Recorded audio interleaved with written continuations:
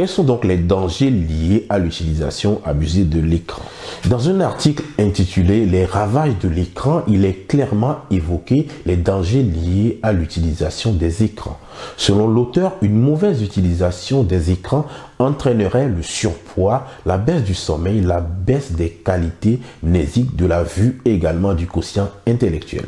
D'autres conséquences telles que la baisse des résultats scolaires, l'exposition au contenu violent et pornographique, la hausse de la dépression et même la perte de l'empathie ont été mises en évidence dans cette étude. Chez les bébés, plusieurs études se sont penchées sur la question. Il en ressort que la télévision retarderait le développement du langage et que ses paramètres seraient corrélés. C'est-à-dire, plus l'enfant va être exposé à la télévision, plus ses compétences vont être altérées. Selon les données de Santé publique France, les enfants qui regardent la télé avant d'aller à l'école le matin et qui ne discutent pas de ce qu'ils ont regardé avec leurs parents ont 6 fois plus de risques de développer les troubles du langage. Dans un article intitulé « Le bébé, la télé, la tablette et le smartphone », il en ressort que quand le regard de l'adulte mais également celui de l'enfant vont être perturbés par l'utilisation du téléphone ou de l'ordinateur, l'attention conjointe mais également le pointage qui sont indispensables dans l'acquisition du langage auront du mal à s'installer. Par ailleurs, selon les psychologues, les écrans comme source de stimulation et d'occupation vont entraver le processus naturel d'échange mais également de découverte qui sont indispensables au développement de l'enfant. Ainsi, les écrans captent fortement l'attention de l'enfant et créent un processus additif.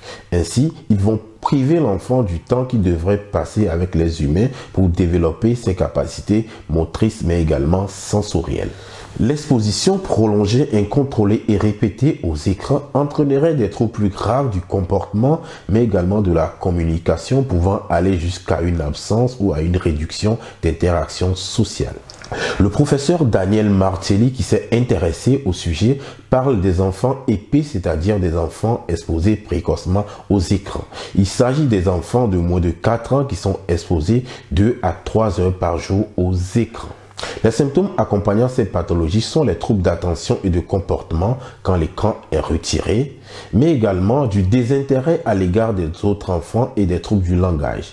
Pour certains spécialistes, ces symptômes sont dus à un déficit ou à une carence parentale.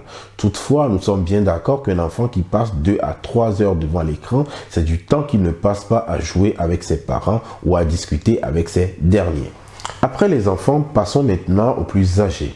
Chez les ados, l'hyperconnexion entraînerait les troubles d'alimentation et du métabolisme et également une perturbation du sommeil. D'ailleurs, selon une étude publiée par l'Institut national du sommeil et de la vigilance, les jeunes de 15 à 24 ans souffriraient d'un déficit du sommeil et 83% de ces déficits seraient liés à l'exposition de l'écran avant le sommeil. Des risques sur le plan cardiaque ont également été évoqués. En effet, passer plus de 14 heures sur Internet par semaine augmenterait des risques d'hypertension. Et pour finir, l'utilisation abusive des écrans ou de l'Internet entraînerait également des conséquences sur le plan psychique, mais également sur le plan visuel. Voilà, mesdames et messieurs, ce sera tout pour cette émission. J'espère qu'elle vous aura plu. Si vous avez aimé ce contenu, n'hésitez pas à liker, à partager, mais également à commenter. Vous pouvez également vous abonner pour ne manquer aucune de nos nouvelles publications si ce n'est pas encore fait. Je vous recommande vivement d'activer également la cloche de notification qui vous permettrait d'être notifié à chaque fois que nous publions une nouvelle vidéo. À très bientôt. Au revoir.